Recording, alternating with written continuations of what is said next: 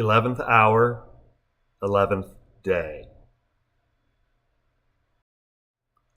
11th hour, 11th day in France of old 18. What's point of honoring doy boys consumed by war machine? Bunch of brutish thugs that shoot and stab and die. Why this cry for reverence whenever one walks by? What debt do we owe those who so long ago did fight? Patriotism's vestige of medieval insight. Those of us inside our homes, so safe, secure, and warm. Never with a glimpse what it's like to face the dogs of war. Never seen the elephant, never fought for my life nor yours. Shudder at imaginings as I give thanks to those who fight.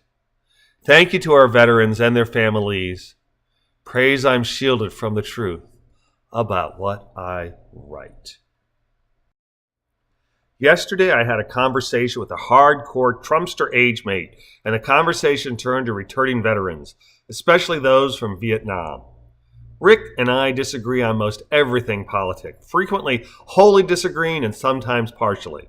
When he said, "I think the worst thing was the way Vietnam veterans were treated when they returned home," I stopped him, told him to look me in the eyes and say that again.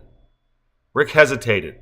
While it takes an awful lot to make me yell, I can be quite demanding in my calm, deliberate debate delivery. Ha! Rick's response of, "What?" showed his unease. Rick had been put off when we first met a year ago next month because I'd say, let's fact check that. Something he at first felt was a personal affront. Fact check what? Like you don't trust me? Was the vibe he gave off until he realized I say that phrase multiple times a day and that I fact check myself far more than anyone else.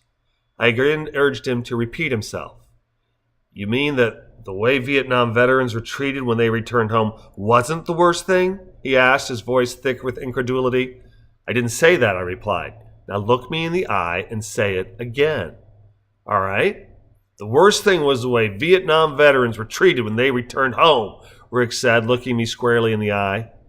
"I agree, 100%, was my choked voice response.